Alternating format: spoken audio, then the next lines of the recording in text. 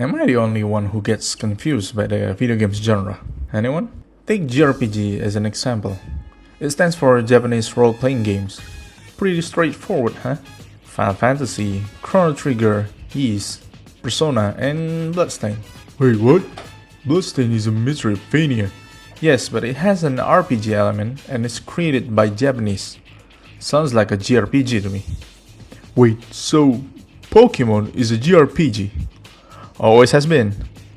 The thing is, this kind of question happens every time I want to classify a game by genre. It's still surprising to see a lot of people don't realize Pokémon is a JRPG. But it just proves my point. Video games genres are confusing. I admit, I'm not good at organizing video games, because I don't know which aspect I should organize it upon. By gameplay? Theme? Nuance? Country they've been made? Machine they're on? There is no definitive answer. It works differently for everyone. While other games are pretty straightforward, like platformer games, the key elements are platform and jump. Rhythm games, music and tempo. Fighting games, just don't reach 0 HP first and you'll be fine. But other genres a little bit hard to explain. We have three main suspects that confuse me more than other genres. The first suspect, RPG or role-playing games.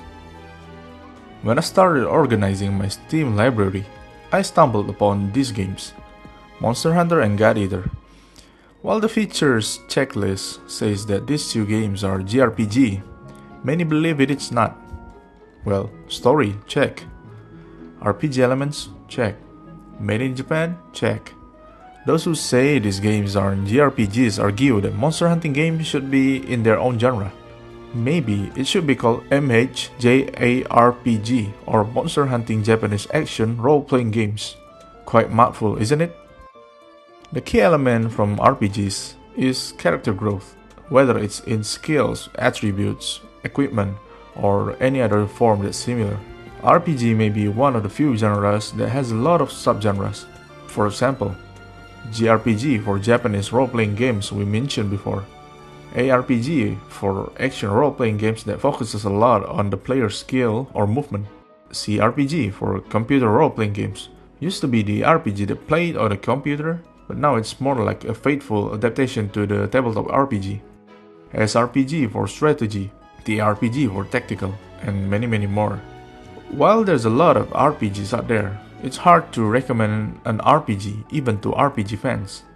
My friend who likes Pokémon cannot get into Fallout New Vegas because even though both games are RPGs, they are not similar.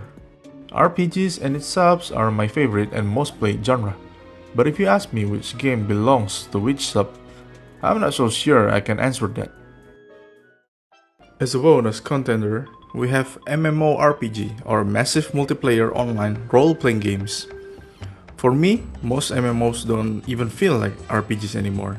Most of them are like calculators with treadmills filled with goals that everyone has to run as fast as possible to be able to enjoy it. I think it's a weird and misleading genre. How do you define massive in multiplayer games? Is 200 massive? 2000? 100,000? Star Wars The Old Republic has a full-fledged story campaign that I felt like it should be a single-player game instead. The original Guild Wars doesn't even have massive players running around the server, but still considered an MMOs. And hear me out, I think MMOs should be called Online RPG. But if we name it Online RPG, any RPG that can be played online is an Online RPG, which in example makes World of Warcraft, Divinity 2, Grand Blue Fantasy Relink, and Dark Souls in the same genre. I think I might scrap the idea. Now the second suspect, roguelike. The terms roguelike came from the 1980 game called Rogue. Yeah, pretty sure it is. The key elements are procedurally generated levels, turn-based gameplay, grid-based movement, and permanent death of the player character.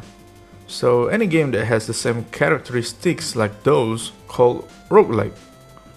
But nowadays, roguelike evolves so much it barely resembles the original Rogue. And the key elements are twisted a bit. So people call the one that didn't follow the rules roguelike. not to be confused with roguelike. But my take is, the only roguelike game is the original rogue. The rest is roguelike if you want to apply the rules. So it just proved my point again that the video games genre is confusing. So for the sake of my sanity pronouncing this, I'll refer to both roguelike and roguelite as roguelike. Roguelike is one of the widest genres, I might say, in terms of gameplay variety. This is a roguelike. This, roguelike too. And this, and this. In this modern gaming era, anything random can be considered roguelike. So maybe, just maybe, gambling is a roguelike. Okay, you get permadeath or permabroke when you lose. Stop it. Get some help. Even the acclaimed Vampire Survivor is considered a roguelike by many. My Steam front page is flooded by roguelike. Not that I hate it, but it got tiring after a while. I think it's a pretty tight market right now. You need to have a great selling point on your game if you want to get in. Take Hades for example. The reason Hades is so popular is how they integrate storytelling with the character, upgrade, and even the death mechanic itself. Supergiant really deserve their success. To be fair and honest, I love tailored experience more than randomly generated ones, but to each for their own. Next, onto our third suspect, Metroidvania. It is probably not as confusing as other genres I've mentioned if you are familiar with it. But if this is your first time hearing this genre, this game, and this game, is Metroidvania. Yes, Batman Arkham series is a Metroidvania. Metroidvania's key element is non-linear exploration and progression from Castlevania, combines it with platforming from Metroid, hence the birth of Metroidvania. Fun fact, the original Castlevania isn't considered a Metroidvania. Heck, even the Metroid Prime is a Metroidvania. So why are we even referring something to something that isn't that something itself? It's mind-boggling. But Metroidvania probably one of some genres that stood out to me, because I still remember me playing Area of Sorrow when I was a kid. That's why he's the GOAT! The GOAT! And another take from me, a Metroidvania fan, I think Metroidvania should be classified as an RPG in the first place. I know. But I'm glad Metroidvania as a genre got a resurgence lately because of titles like Hollow Knight, Ori, and Bloodstained, to name a few. Now, we're already inspecting our three main suspects. What's the verdict? Truly is a double-edged sword. I personally think it's meaningless. It achieves nothing in explaining what type of game they represent by characteristics, key elements, or gameplay. Genres that suffer from this, Souls-like. Anything hard now is a Souls-like. The same way happens with roguelike. Anything random is a roguelike. It doesn't make sense. The more I try to organize my library, the more I get confused on why X game is X genre. But as meaningless as it is for me, the video games genre has its own purpose. Without it, we cannot talk about games like this video. What if someone asks what games are similar to Deep Rock Galactic? And your answer is Minecraft, because both have mining in it. I think genres serve as a blueprint, both for the developer and player. Developers can use genres to envision what their games are about, but don't define it by genre. If you want to make a game similar to JRPG, but have FPS element, go for it. Maybe you can spawn another genre in the process. Players can use genres to expect what they're getting into. If you play a game with an FPS tag on it, there's no way it will look like this or this. I think genres should be used as informative tags, not identity. If we apply the same thing to human, for example, you and I may enjoy emo music, but we aren't emo. Doesn't mean we enjoy emo music. We should apply eyeliner and have your bangs cover half of your face. The same can be said with music, movies, manga, or any other media.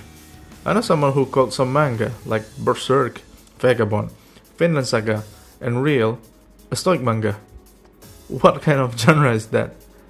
So, my advice is, don't take genres too seriously. That's it guys, this video is a blast to make. I know it's imperfect and I have a lot of opinions, but that's the internet for you. I hope I can discuss another fun topic like this in the future. Leave a comment whether it's a critic or anything you want to say to help me improve. And I'll see you next time.